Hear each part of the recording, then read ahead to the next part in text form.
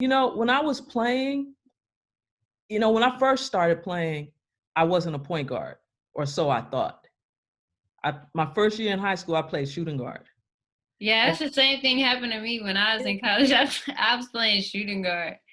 So it wasn't until the summer of my freshman year that I went to try out for like one of the, like an AAU team. And the coach, I remember him saying, okay, let me have all my point guards over here, my shooting guards, my small forwards, my powers, and my centers. So I'm going over to the two guards. And he said, where are you going? I said, oh, I'm going over to the two guards. He's like, no, you're a point. I said, no, I play two guard. He's like, no, you're a point.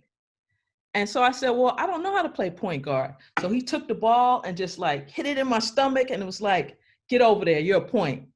So Mr. Black, and I played for Riverside Church in New York City. And so he taught me how to be a point guard. And, the things that I learned from him, I've carried throughout my life, like really, different ways to lead. And everybody leads differently.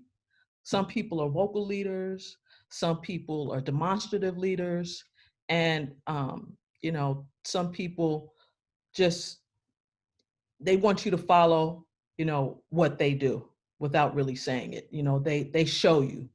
And so I think for myself, I've used all styles. It's like not one particular style.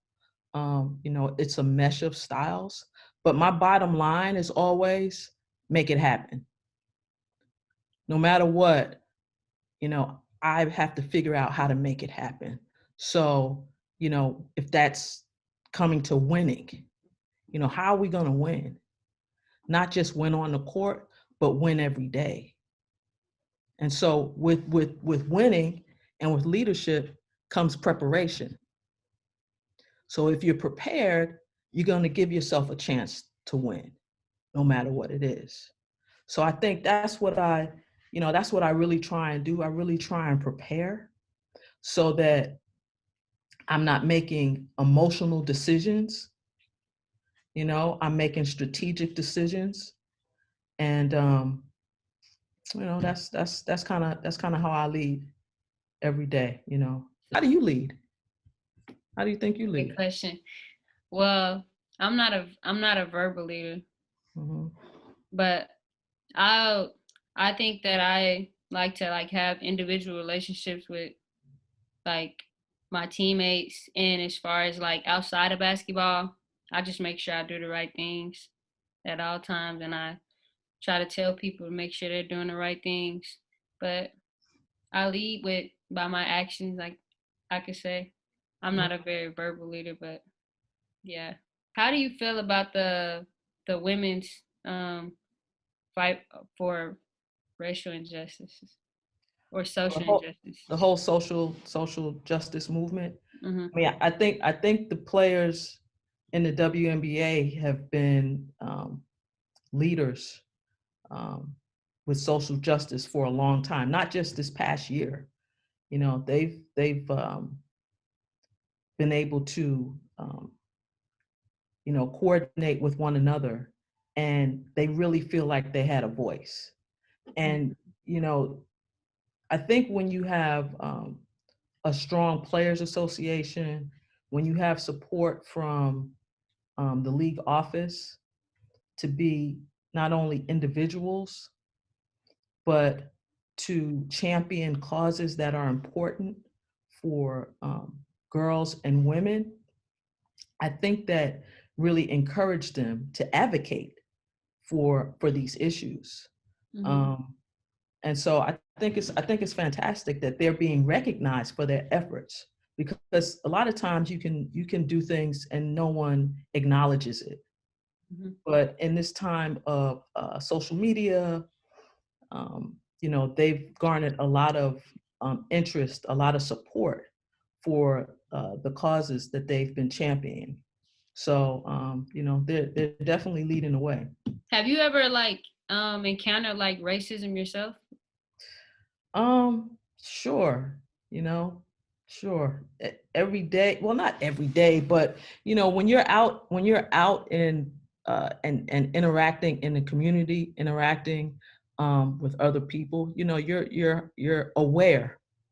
You know, you're aware of your surroundings. You're aware of who you're dealing with.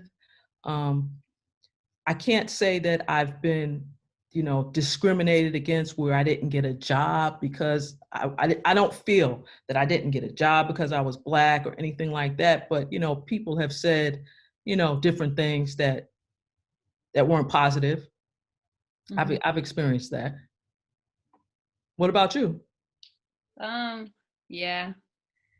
The one that I can remember was when I was in high school at this basketball game in this predominantly white area.